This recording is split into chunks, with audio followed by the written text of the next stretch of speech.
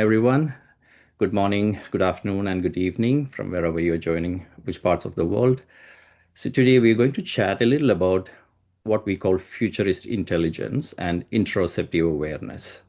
What interoceptive awareness is and how that matters. Many of you may already be aware of the concepts. I just want to share some concepts from my experience. And before I kick off, just want to introduce myself. My name is Hari. It's Hari Krishnan Gopalakrishnan Nair. I go by Hari. I work with youth, and I am a practicing physiotherapist, which is my primary profession or was. And I started off as a pediatric physiotherapist. That's how my interest started off. I worked extensively with children who had cerebral palsy and who had undergone surgery for spasticity reduction.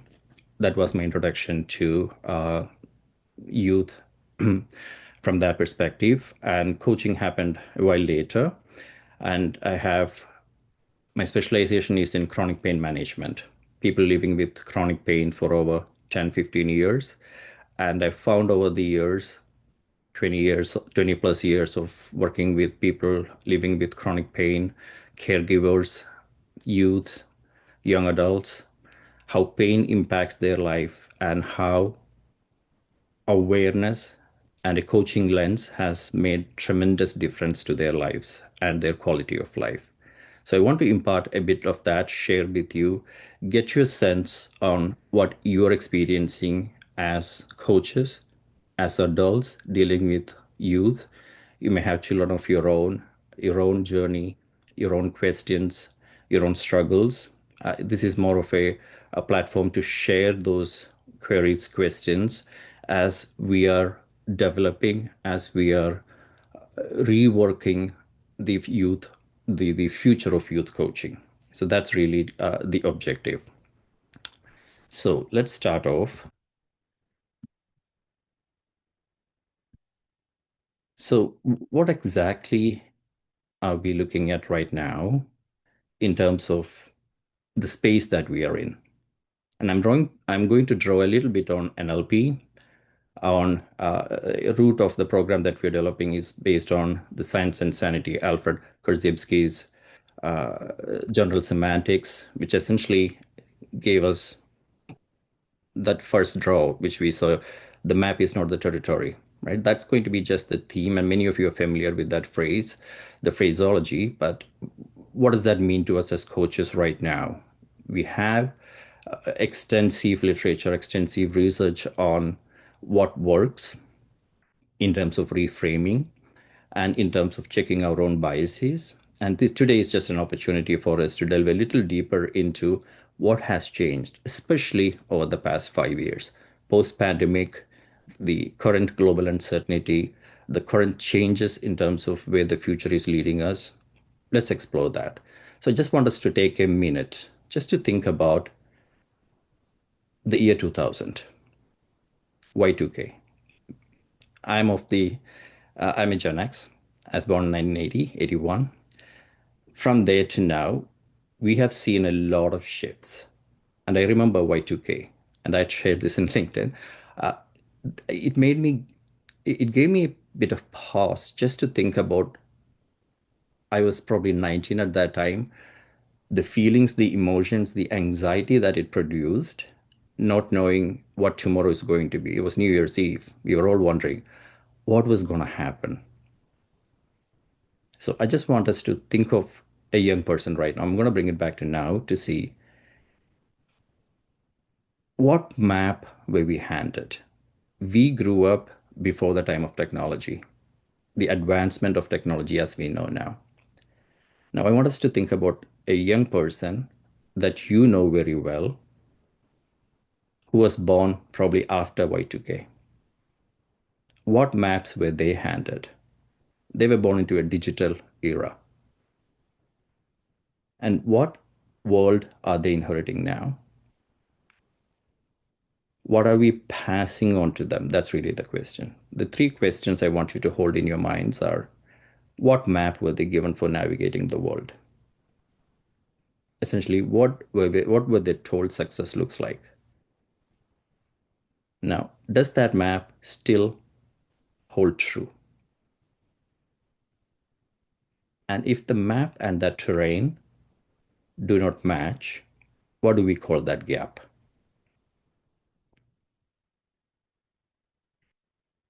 It's just a moment for reflection. If there are any comments in the chat, please feel free. Yamini, please unmute and let me know. But otherwise, this is just a moment for reflection, just to hold this thought in your mind. Because I want to name certain things that as I observe, and please feel free to share your opinions as well. Now, the question really here is, what do we call that dissonance? What that gap as we understand it?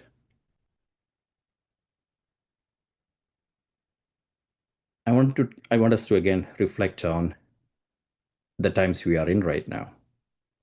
If you think about a journey that we have undertaken, the evolution of us as a race, any technological developments that have happened over the years, there has been a time for us to adapt. From the time human beings evolved, Neoliths to now, stone tools to flint to fire to wheel, pulleys, gunpowder, we evolved to the advanced race that we are right now. But year 2000 to now, the past 25 years, the change has been so rapid and so advanced as compared to before. Have we really had the time to adapt? And the question from Y2K was that we as adults, we truly had, we truly navigated a terrain that no one's walked before. We made up that map as we walked it, as we went along. We got smartphones. Just an anecdotally, I still remember making phone calls and one like in 2000, 2099, 2000s, just the time when mobile phones, cell phones were just coming out, and we were wondering, like, wouldn't it be cool if you could actually see the person that we were talking to? And it was still a dream at that point. Come 2003, 4, 5, we had iPhones, we had smartphones, and that became a reality. And our Gen Zs now are born into that world. They do not know a world before those times, before smartphones were available. And that really is one of the key to what we call structural lag. The structural lag term is something I coined from William Ogborn's concept of cultural lag. Cultural lag, which talks about non-material culture, the beliefs, norms, laws, the time that it takes for evolutionary change to happen and adaptation to happen.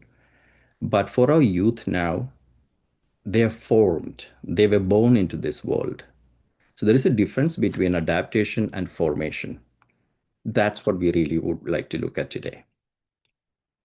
Now, structural lag is essentially the gap between the map and the terrain.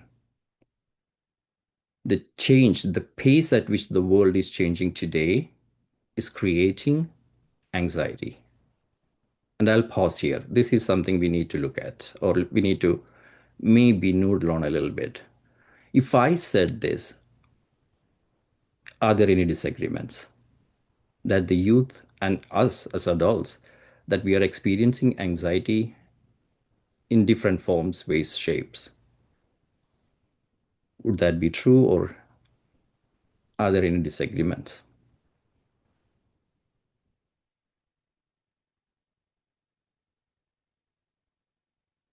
It is relevant because I just want to delve into a little bit of physiology today as well. I do see some chat. Is there any chats? I just want to quickly take a look. Resonates completely. Thank you, Sarka. Now, why is this important? Here's where we get into a little bit of physiology.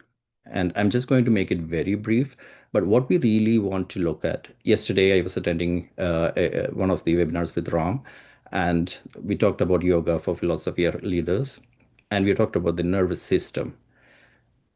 I don't want to get into the details, but essentially what we would really look at is, as coaches, we are aware of or we are practicing somatic awareness. Cognitive awareness and somatic awareness. What's the difference? Right now, neuroscience 100% agrees that somatic awareness precedes cognitive awareness. What does that mean? Our body knows before the brain can process it.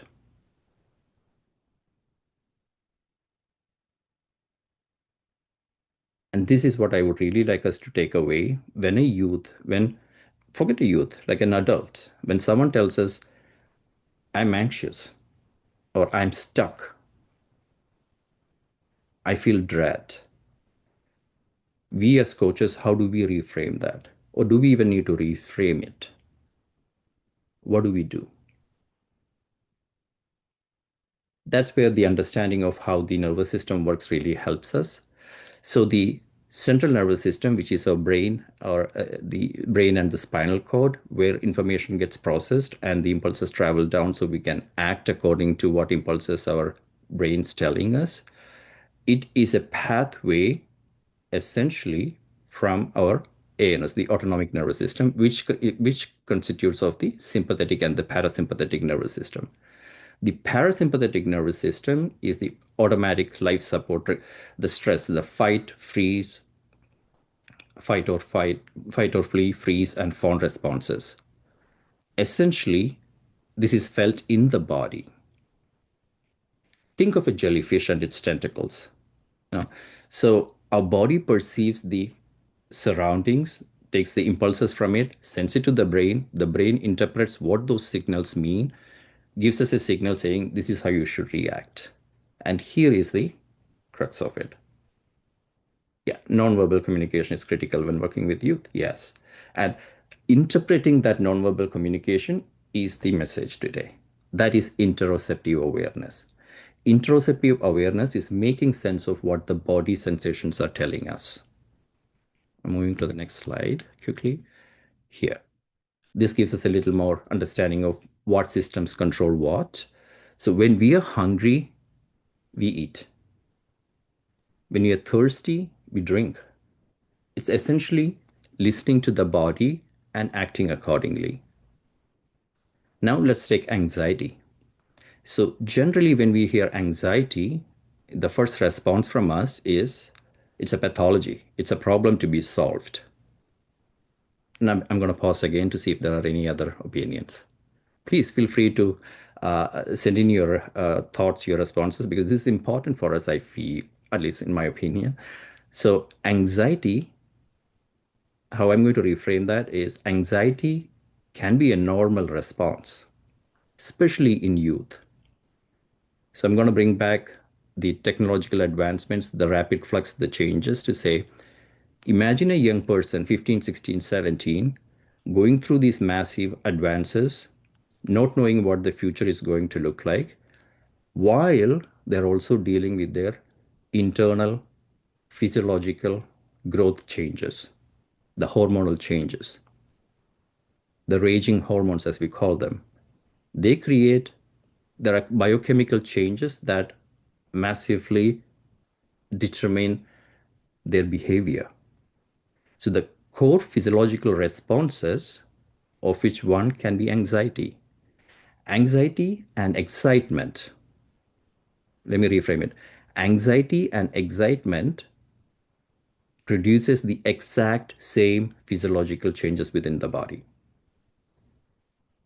So what that means is when you're excited and when you're anxious, your body and the brain are receiving the same signals.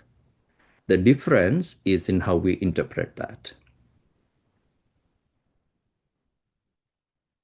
The core physiological responses are cortisol, adrenaline, the same hormones, heightened arousal.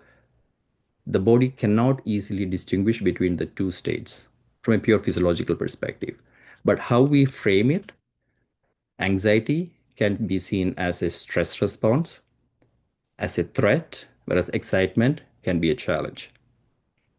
The day before an exam, that's really where it started, right? You can definitely be anxious the day before or the minute before a race, a game, a highly competitive exam. You're in a state of anxious expectation. So how we frame that or how we reframe that matters.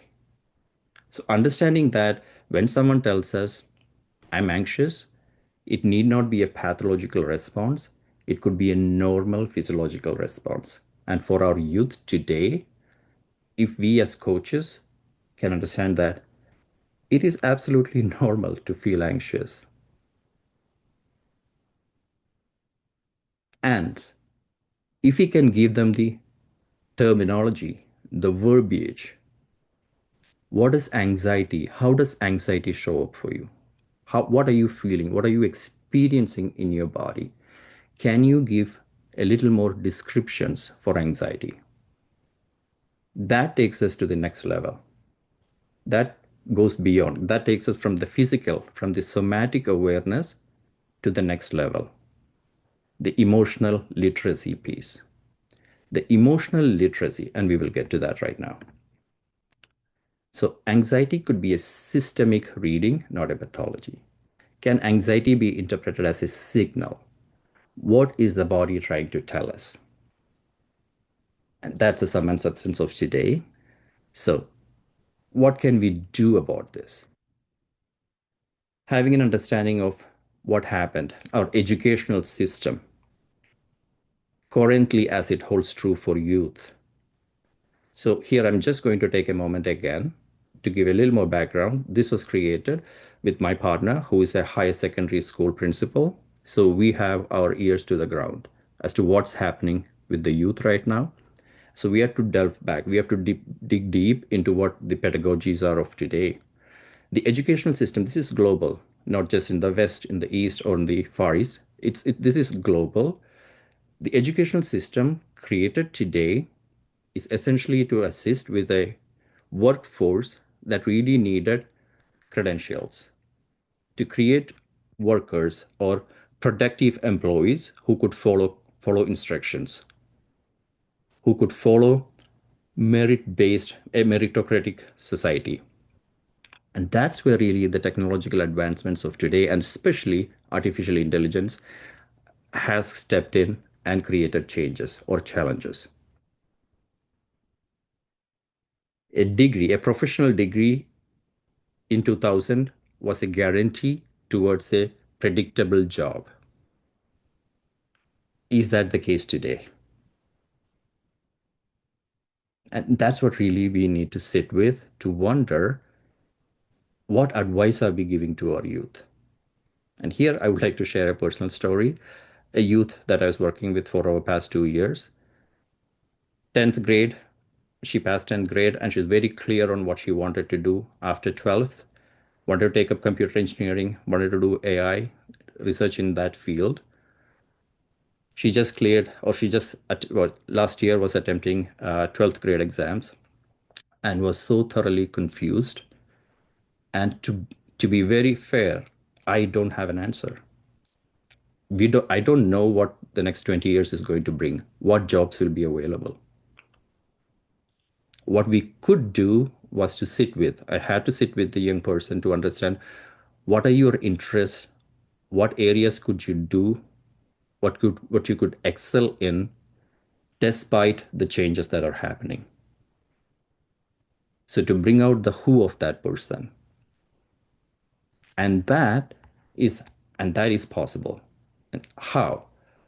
And that's where we came up with the term futurist intelligence. And it's not about predicting the future. It's about that somatic awareness. It's about the four levels of awareness that we again have often discussed in various forms. It's about staying functional with the uncertainty. And this is where, as coaches, we have such a tremendous job to play, where one of ICF competencies is maintaining presence. And what is maintaining presence really mean? It could mean different things to different people. We are exploring that as a from a coaching fraternity. We have a very sound understanding of what being present in the moment means. And for a youth, what would that look like? It's essentially to help them locate themselves. Here's where we have designed something that we call futurist intelligence and finding a compass. Instead of a map that they were given, examine, explore deep within, and generate a compass so that no matter where you go 20 years down the line, you would still be able to find your way.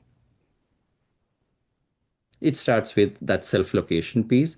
And as coaches, we all have our own expertise, our own domain experience, our own way of coaching.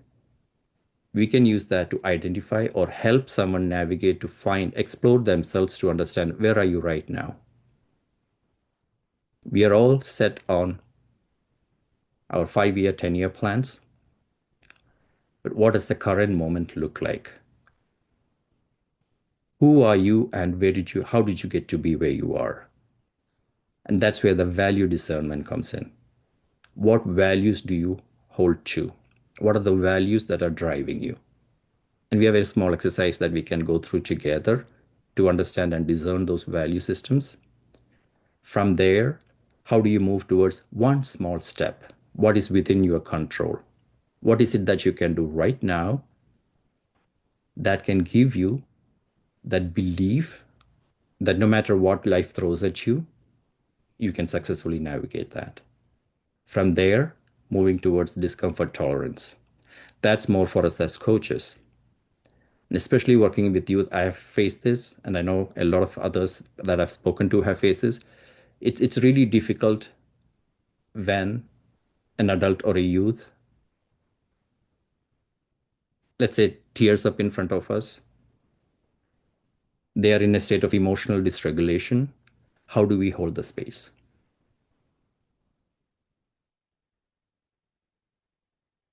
And that starts a journey for us within ourselves to look at what are those values that are driving us? What are those maps that we were handed that we believe that we chose? But did we really? Or were they some rules that were told to us, imparted to us as a measure of success? You need to work hard. You need to be able to depend on yourself. Don't ask for help. We hold some of these self-dependence or self-reliance as a key, as a value. Is that really a value? Or was that a rule that was applicable at one point, maybe from our parents, maybe from our teachers, maybe from our role models that we looked up to, which was true to them in their generation? Are we still passing on those rubrics to our youth? And that's really what we intend to pass on. So the first step is interoceptive awareness. It's the body's own responses and our ability to read those sensations, the emotions, and the behavioral determinants. And this is the primary antenna. What are you feeling within? We as coaches, we love to ask, how does that make you feel? And now our clients have come to us, and that's a cliche question, right? But it holds true. It is very essential for us to gauge where is this person. Now, can we take that one step further? Along with asking, how are you feeling? Can we ask them, can you describe that experience? Can you give me words to describe what you're experiencing in your body right now? And there we can delve a little deeper into whether it's anxiety, whether it's uncertainty, whether it's fear, joy, happiness. If we can have more terms to describe what you're feeling in that moment, it gives us an understanding of what cognitive processes are behind. How is that limbic brain, your amygdala and hippocampus, coming together to give you a narrative of who you are supposed to be rather than who you are right now? And here is the paradox. While interoception, while we are hungry, we eat. While we are thirsty, while our body gives us those sensations and we act upon them, it's the same that holds true for, let's say, first responders, paramedicals, firefighters. We feel those sensations from the body, but we learn to park them aside, till the job is at hand. That's done. So in order to survive, sometimes we ignore the body sensations and we continue till we finish the job. Now that brings up the other physiological aspect, which is stress. How often have we experienced, and many of C-suite leaders right here, maybe with us today, know how stress impacts the body. And the longer stress stays with us, the more changes or how it changes the body. Now, this is where we can integrate a coaching awareness, the lens of coaching awareness to interpret how emotions play a role and how we behave. So, survival, the interoceptive shutdown, the inability to see where we are right now, and being caught in that cycle, which usual client terminology is I feel stuck. I don't know what to do. And that's where, again, we can have questions on what does feeling stuck mean? What are you experiencing right now? And where do you want to move forward? And to sum all of this up, I would just say what the importance of this is we cannot coach self realization or self actualization when someone's fighting to survive. And this is the foundational concept of Maslow's hierarchy. The physiological needs, the safety, survival and safety piece, unless that prerequisite is met, we cannot go above the levels of self-esteem, of realization, of any identity and purpose. Dill's neurological levels talk about identity and purpose as the higher realms, but you cannot think about purpose if you are feeling uncertain, if you're feeling anxious about where am I now? Now, this is essentially that summary. And I just want to leave that one thought. This is a blanket statement that I have here. It need not necessarily be, but for the purpose of our talk today, you cannot change what you cannot name.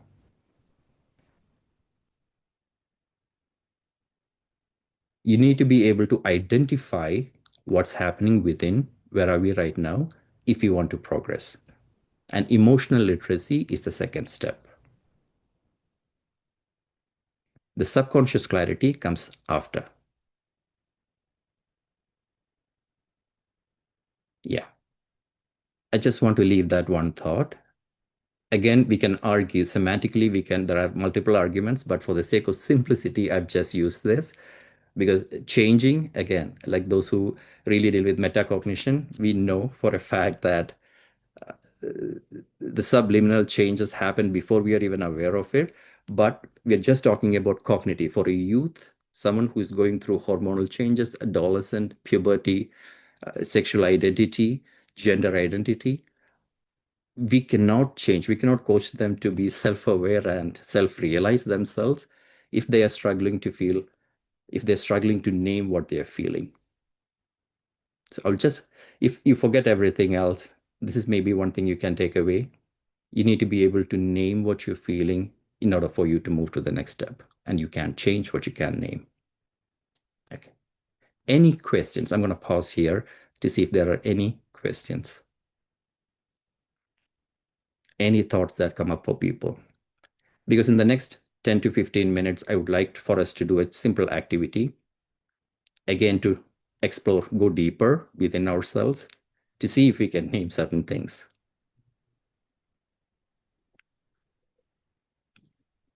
So when you ask a question, Yeah. Name what you are feeling. Yeah. And the verbiage in the client or an adult is not there. Yep. And they are unable to express that word. Yep. How does a coach take it forward from there? 100%. Excellent question. I'm so sorry. I couldn't see who it was, but Yeah, I'll rest. Srivatsa, yeah. Absolutely. Great question. So what as coaches we can do, we can use a tool. This is where we could have, I'm not sure if you're familiar with Plutchik's, the emotion wheel. There is also I forget the name. I think it's Gloria. I think it's Wilcox, the feelings wheel. If you Google the emotion wheel or the feelings wheel, you would find there have been so much work being done in terms of describing those. There are descriptors for emotions. In the Plutchik's wheel, the emotion wheel, I think there are 8 basic emotions that we identify. They are the primary emotions, and from there they branch out. And you can absolutely name or have different descriptors for those emotions. And that's an exercise you can do with the youth. And I see a chat. I found that with Savari. I found with the youth, you have to be the one. Absolutely. You have to be the one to go. So this is where youth coaching differs a little bit from adult or leadership coaching, where you set examples. You work with them. You have to partner with them truly in the sense that you have to do these activities first. You have to know for yourself, within yourself, how does that exercise make you feel?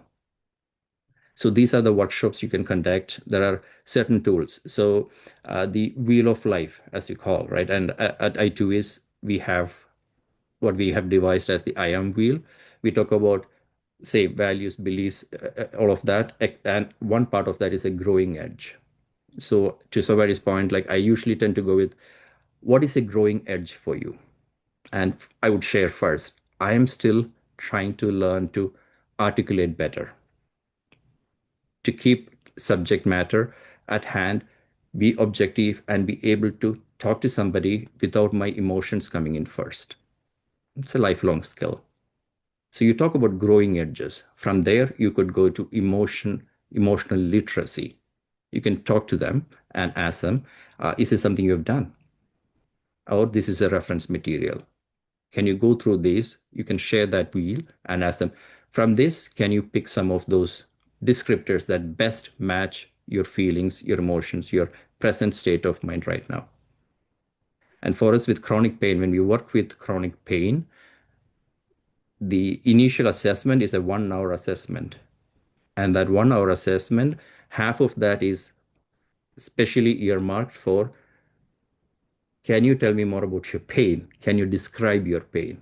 So pain can be it can be sharp, it can be dull, it can be an ache, it can be tearing, it can be multiple electric.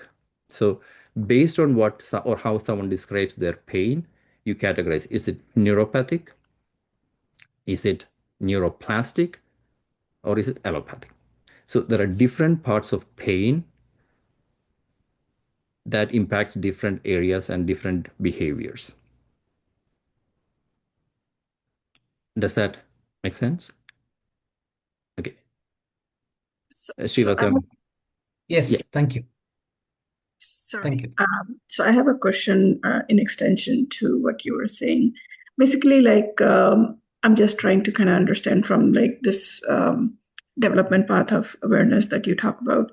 Um, so you kind of say, for example, like you have developed a verbiage in your head about how you're feeling, and subconsciously you have that clarity. But when you're actually coming to that um, action time that you have to do it, but you get blockages due to, you know, getting judged or getting figured out, like, okay, you know, or being told, even though you have subconscious clarity, you get told that, okay, you're not clear in your head, you're not clear in your head, and you go into second thoughts of getting that clarity and keep on doing the same thing and get blockages. So how do you handle that, you know, I guess that thought process that is going in your head that subconsciously is clear, but when you're actually verbalizing it, it's not coming to the fruition that you want. Again, I could not see who it was, but thank you. Great. That's a great question. This is I'm going to Ruben, nice. Thank you for that question. So, from what I'm understanding, the question is about, despite the fact that you're gaining some subconscious clarity in terms of where you are, but you're still not able to articulate it. You're still not able to describe what you're going through. Yeah, like when you kind of know what verbiage you want to say in your subconscious mind, but when it's actually able, like when you're actually communicating that to that second or third person who you're trying to explain, that verbiage is not quite coming clearly, because all of a sudden there is that judgment that is coming from them that, okay, you're not clear, you're not clear, you're not clear. So you kind of start subconsciously wondering, are you really clear? Because subconsciously you feel you're clear, but you're not clear. So so here I just want to clarify, who is that clarity for? Is it for the other person or for yourself? I mean, it's kind of combined, right? Like, what you want to try to articulate and explain them, but that trust factor that you need to build with the client, you're not able to build it because they have that judgment of, that, okay, no, you're not right, or you're not this, or you're not that, or you're not clear. So how You're do not, you, that yeah, the client feels that the coach is not getting them. yes. Okay, got it. And it's a process. It's a great question, and it will happen, especially with youth. And I also see that, yeah, what the making them want to do. Yeah, it is a process. So there is the question as to gaining trust for 100%. And if the client is feeling the coach is still not getting what the client is trying to say, we still need to delve deeper. And it can be in many forms. So we have that exercise. So this is where the foundation would be on values, identifying the value systems that the client is operating out of. I'm trying to summarize a 30-hour program into 1 hour here. So it's a great question, Ruben. So we will come to that. We will come to that in a moment. And I just want us to take a moment here to go to the next step, which is experiential practice. Let's try this and see if still questions remain. I'm happy to stay at the end of this webinar to answer more questions. So let's all try this maybe. Just grab a pen and paper. And if you are on a device, you can still use notes. That's absolutely fine. But I find pen and paper is still mighty. Like, I mean, when you put pen to paper, there is something that happens, which is a physiological response again. So just think about a youth. I mean, for anyone who's worked with youth, just think about someone, a particularly challenging conversation that you've had. And I think I'm going to draw upon some conversations we have had. Uh, think about this. Where is that client operating from? What map were they handled with? Okay, let me be more clear. Okay, this will make it easy. Let's just focus on part A for now. Bring to mind for yourself. Let's start with this. Let's bring to mind a belief you as a coach holds about success. What does success mean to you? And what were you told that in order to be successful, you had to do? What is it that you have to do to become successful? And you don't have to share this. This is more for reflection, but take 2 minutes. I'll just look at timers. And the last piece is, what would it mean to question it? Just don't analyze it too much. Just whatever comes to your mind. This is more gut. Don't analyze it. Just whatever comes up for you as you think about success. What is it that you hold true to yourself? Just write it down. What do you need to be successful?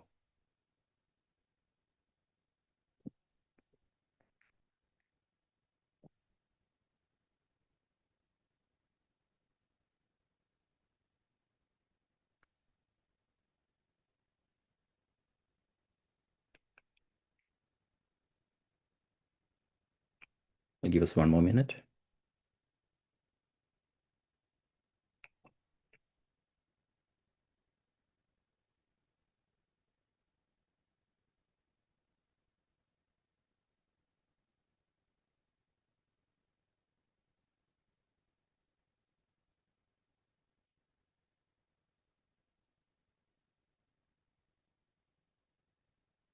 Okay. Now I'm going to bring us back here. Now, part B. Now, think about that young person in your life right now. And think about the world as is right now, today. I just don't know what happened in the last 45 minutes that we were talking. I'm afraid to turn on the news these days. So we know what the world is right now.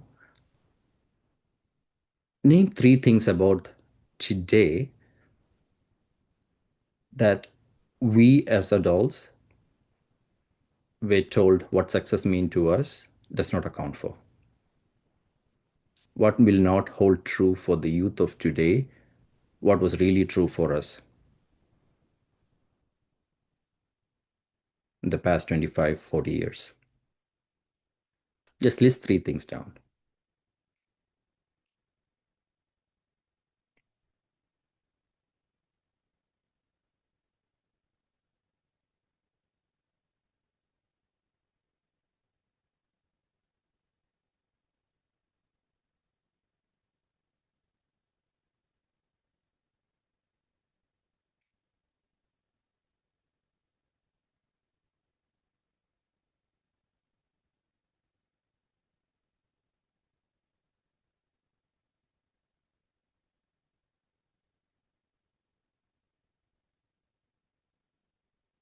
I'll give us a minute.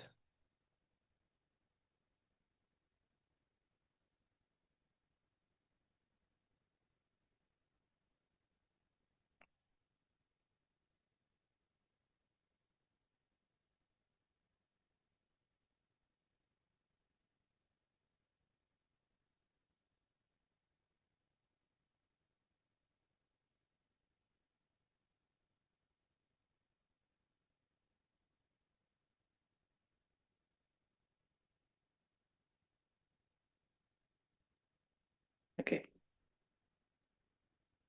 How does that sit with everyone right now?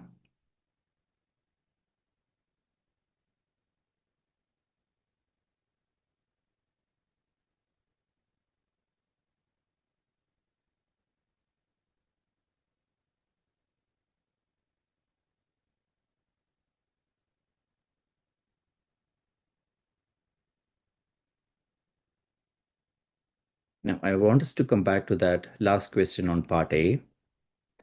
The beliefs that we hold true, what would it mean to question it?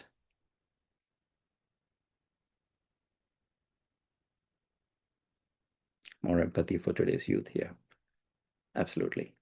And thank you, Savadi, for that chat. Would it be helpful to ask? This was for the earlier question I understand. That's the. I want to go back to that question. Yeah,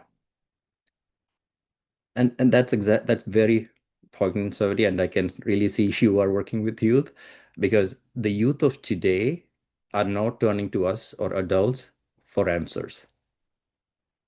They are turning to Google. They are turning to social media. They are turning to artificial intelligence for answers. And they believe the artificial intelligence more than they believe us. And I think this is a reflection of that question that was earlier raised. When the client doesn't feel that we know the answers or they don't trust us, it is stemming from a belief that they hold true, that we don't have the answers or someone else has a better answer. But it's really what's the emotion behind that? And that's fear. You're afraid of what the real answer may be. And that's where the subliminal, the subconscious, you may already know the answers, but you're afraid to question certain rigid beliefs that we believe in or that was passed on, because the adults in their life told them this is true and they have to abide by it. But there is a conflict within themselves that they know that that's not true. This is not what I want. I want something different, but they don't have the words to describe that. So they haven't formed, like we have to remember as youth, like through our teenage years up until 21, our neurophysiology is still changing. There have trillions of brain cells that are developing and dying and reforming. And our brain still expanding, our skull still expanding up until 21, the frontocranial space, we are still growing. And it's not fully formed up until 25. Even then, we now know science is discovering that certain beliefs that we knew we had, they're not true.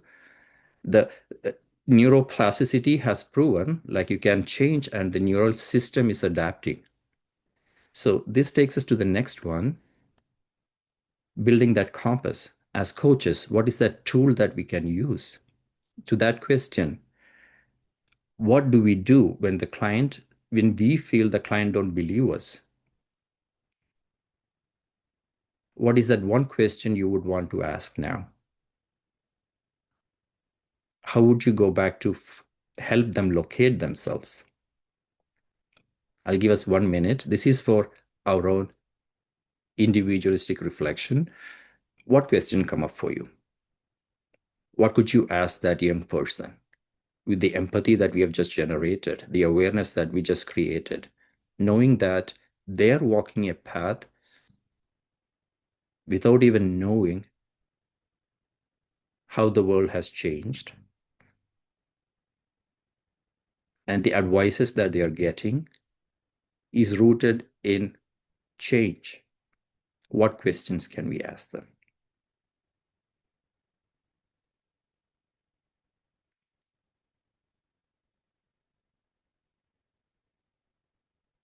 More empathy for teenagers in this era. Thank you, Ravinda. Yeah. Ask them to try.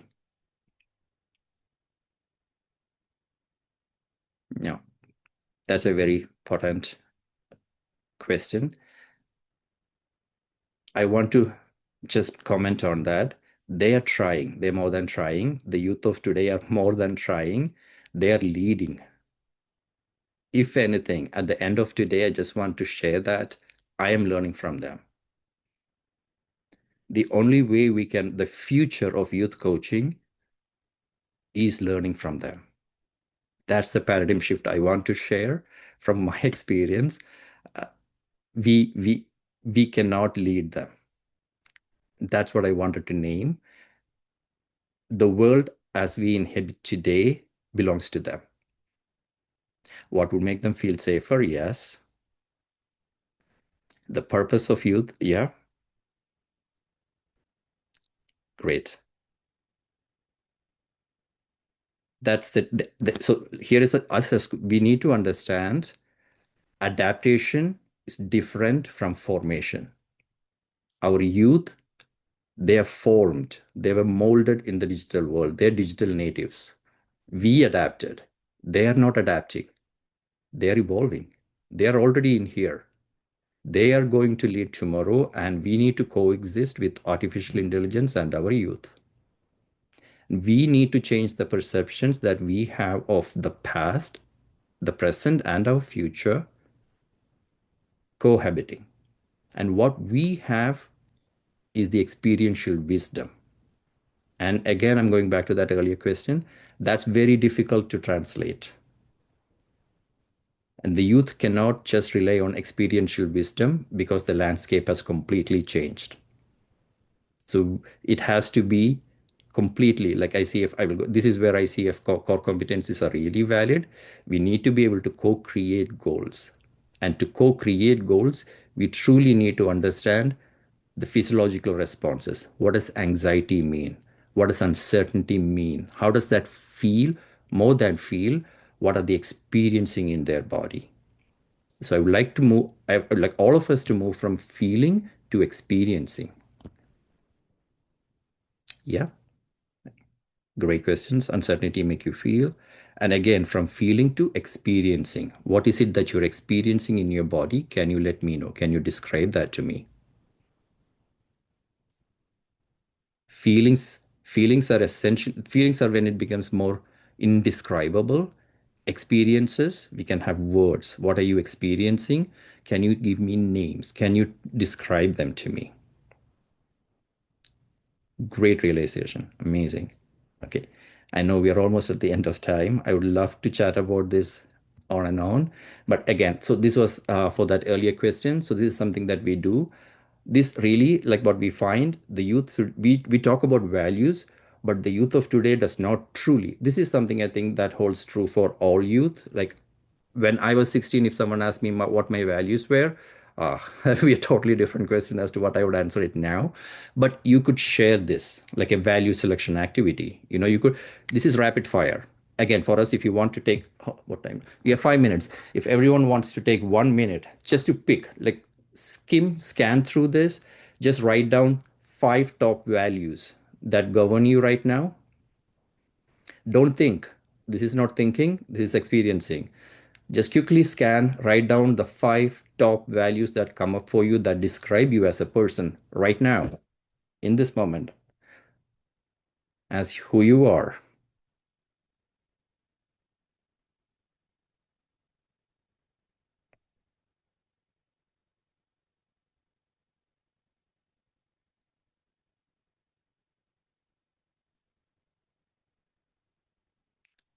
Okay, so yeah, this doesn't need to be like, this is not really introspection. This is really articulation, like just looking at it, what resonates with you the most, and you just write down 5 of them, or even take 2. I think that's good.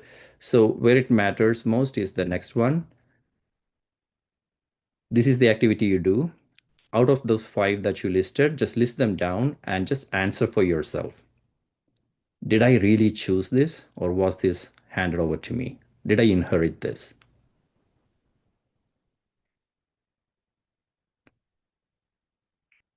And this, I think, would be a tool that would be useful for that question earlier. If you feel the client still feels the coach doesn't get it, can we do this activity with them?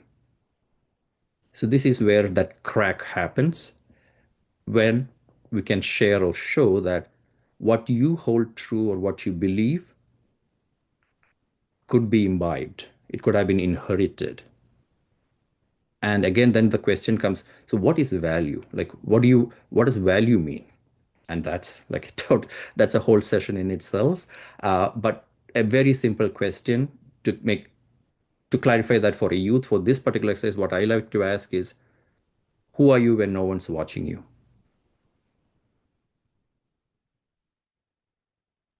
Or what do you do? Or when does time disappear for you? My favorite is, what's joyful to you?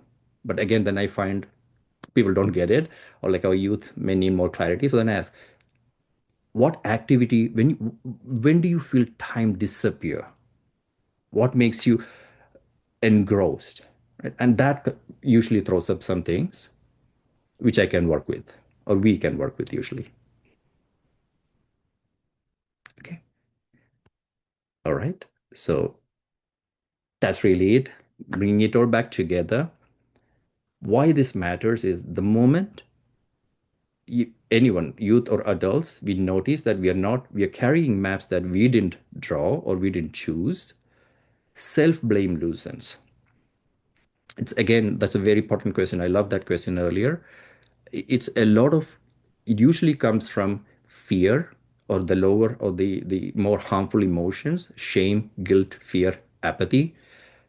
Usually it's that what they hold true, which creates the rift, which makes it difficult for someone to trust, to let go, and be completely vulnerable. Because youth are so vulnerable. And they have to protect themselves because they've been let down time and again. And that's not their fault. That's not the parents' fault. That's not the teacher. This is the systemic architecture that we need to dismantle now. Because the educational system is built to select the top rankers. And in the West now, we don't have a ranking system, yet we have GPAs. I mean, the schools have like adapted, they have created curriculums which are creative focused, but you need credits, because if you want to get to a university level, you drop down. So there is a huge structural mismatch which is not serving our youth. So we are fighting an ancient and archaic systemic architecture with the emotional and the rapid uncertainty, the technological flux that's happening now. And I don't have the whole answers. We, the systems don't have the answers right now, but we have the awareness. We have generational wisdom, and we can create tools that can really help our youth navigate the today.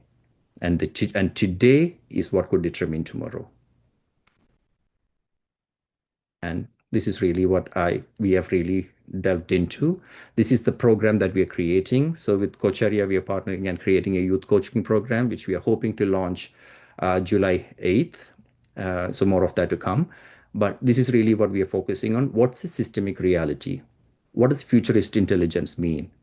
and the space between what the youth are currently in, what they're being told to, and who they are becoming. And that's not an empty space, it's filled with intelligence. And what was really surprising to me, maybe it shouldn't be surprising, the youth of today are much more aware of energy patterns. They are totally aware of consciousness, far more realized than when I was at least 15 or 16. They're talking about stuff like my niece, my people that I work with. They have so much more emotional awareness and spiritual awareness that I ever had.